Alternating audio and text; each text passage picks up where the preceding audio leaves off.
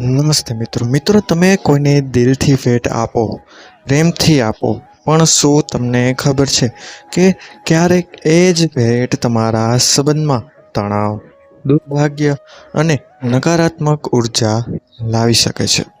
હા, વાસ્તુશાસ્ત્ર અનુસાર કેટલીક એવી ભેટો હોય છે જેને આપવાથી સારાને બદલે ખરાબ પરિણામ મળે છે.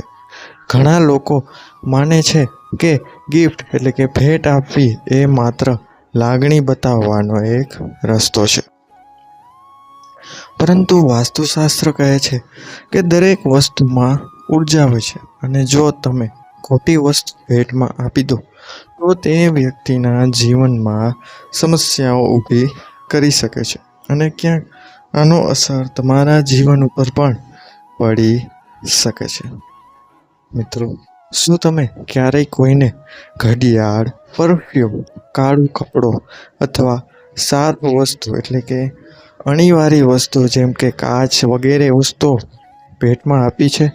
જો હા, તો મિત્રો એકવાર જરૂર વિચારજો અને સમય કાઢીને આ વિડીયો તુરંત જ જુઓ.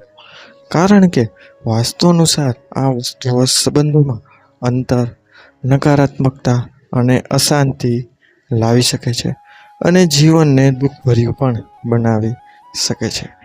પરંતુ મિત્રો, ડરવાની જરૂર નથી, કારણ કે આજે આપણે જાણીશું એવી 5 ભેટો વિશે જેને વાસ્તુશાસ્ત્ર પ્રમાણે આપવી ખૂબ શુભ માનવામાં આવે છે, જેથી તમે પણ એ ભૂલથી આવનારા સમયમાં બચી શકો. અને મિત્રો, સાથે સાથે એ પણ સમજશો કે તેની પાછળનું સાચું કારણ કયું છે, શા માટે તે વસ્તુ ભેટ તરીકે આપવામાં આવતી નથી. તો મિત્રો, નમ્ર વિનંતી કે વિડીયોને અંત સુધી અવશ્ય જોતા રહેજો, કારણ કે છેલ્લી ભેટ એવી છે જેને મોટા ભાગના લોકો જાણતા આપી દે છે અને ત્યારબાદ તેઓ જિંદગીભર તે વસ્તુ પાછળ પસ્તાવો કરે છે. મિત્રો, કોમેન્ટ બોક્સમાં એકવાર સાચા મનથી હર હર મહાદેવ અવશ્ય લખજો, જેથી મહાદેવની કૃપા તમારા અને તમારા પરિવાર પર બની રહે. મિત્રો, વાસ્તુશાસ્ત્ર અનુસાર આ વસ્તુ ભેટ તરીકે આપવાથી સંબંધોમાં અંતર વધી શકે છે અથવા તો અલગ પણ થઈ શકે છે. આ ઉપરાંત આ વસ્તુઓ ભેટમાં આપવાથી તમારા ઘરની અથવા તે વ્યક્તિના ઘરની આર્થિક સ્થિતિ ઉપર પણ ખરાબ અસર પડે છે. તો મિત્રો, ચાલો જાણીએ આ બાબતો વિશે. તેમાં સૌપ્રથમ નંબર 1 ઉપર આવે છે એ વસ્તુ છે પર્સ એટલે કે પાકીટ. મિત્રો, વાસ્તુશાસ્ત્ર અનુસાર તમારે ક્યારેય કોઈ બી માણસને પર્સ એટલે કે પાકીટ ભેટમાં ન આપવું જોઈએ. મિત્રો, પર્સ ભેટમાં આપવાથી તમારી આર્થિક સ્થિતિ નબળી પડી શકે છે.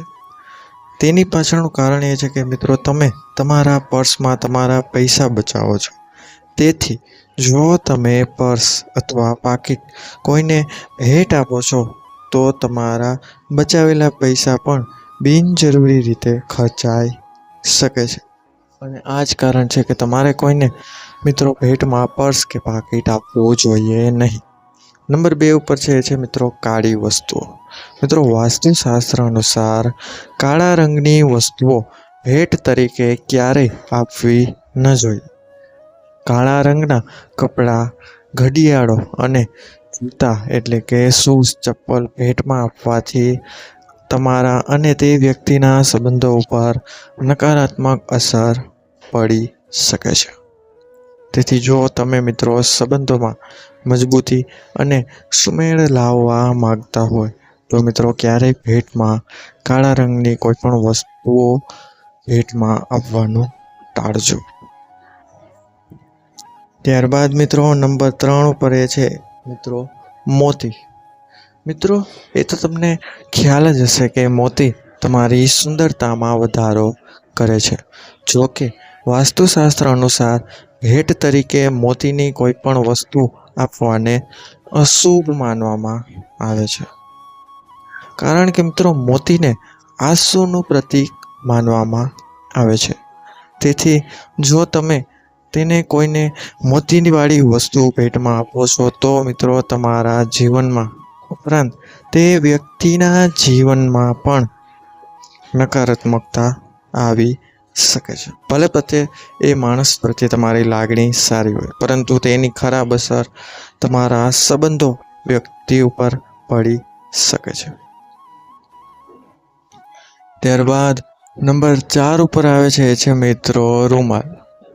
મિત્રો દરેક વ્યક્તિ પોતાની સાથે રૂમાલ તો રાખતા જ હોય છે, પરંતુ તમારે ક્યારેય કોઈને રૂમાલ ભેટમાં ન આપવો જોઈએ. તેની પાછળનું કારણ કે મિત્રો વાસ્તુશાસ્ત્ર અનુસાર રૂમાલ ભેટમાં આપવાથી સંબંધો ઉપર ખરાબ અસર પડી શકે છે અને સંબંધો બગડી પણ શકે છે. માટે કોઈને પણ ભેટમાં રૂમાલ આપવાનું ટાળો. નંબર 5 ઉપર છે મિત્રો પરફ્યુમ. મિત્રો પરફ્યુમ એક એવી વસ્તુ છે જે લોકો ઘણીવાર તેમના નજીકના લોકોને ભેટ આપે છે અને આ ખૂબ જ કોમન વસ્તુ પણ માનવામાં આવે છે. જોકે વાસ્તુશાસ્ત્ર અનુસાર ભેટ તરીકે અત્તર આપવું ક્યારેય શુભ માનવામાં આવતું નથી. આ જ કારણે તમારે આર્થિક મુશ્કેલીઓનો સામનો કરવો પડી શકે છે તથા ઘરમાં ખરાબ સ્થિતિ પણ આવી શકે છે. મિત્રો પરફ્યુમની ભેટ આપવાથી પણ તમારા શુક્ર ગ્રહને નબળો પડી શકે છે અને તેની અસર સીધી તમારા જીવનમાં પડી શકે છે. તો આ મિત્રો હતી એ 5 ભેટ જે તમારે ક્યારેય બીજા લોકોને આપવી જોઈએ નહીં, અન્યથા તેની ખરાબ અસર તમારા જીવનમાં પડી શકે છે. મિત્રો આ એક આસ્થાનો વિષય છે અને જે લોકો વાસ્તુશાસ્ત્રમાં માનતા હોય તેમના માટે ખૂબ જ ઉપયોગી વિડીયો છે. તો આજે જ આ વિડીયોને તમારા મિત્રજનો અને પરિવારજનોમાં શેર કરો, જેથી તેઓ પણ આ ભૂલ ન કરે અને પોતાના નસીબને બચાવી શકે. તો મિત્રો વિડીયો કેવો લાગ્યો તેની રાય કોમેન્ટ બોક્સમાં અવશ્ય જણાવજો અને હવે મળીશું મિત્રો આવા જ નવા વિડીયો સાથે, તથા ચેનલને સબસ્ક્રાઈબ કરવાનું ભૂલશો નહીં. અને વિડીયો પસંદ આવ્યો તો લાઈક અવશ્ય કરજો અને શરૂઆતમાં કહ્યું એ પ્રમાણે કોમેન્ટ બોક્સમાં હર હર મહાદેવ અવશ્ય લખજો. તો મળીશું નવા વિડીયો સાથે. ત્યાં સુધી બધાને મારા હર હર મહાદેવ. ધન્યવાદ. અસ્તુ.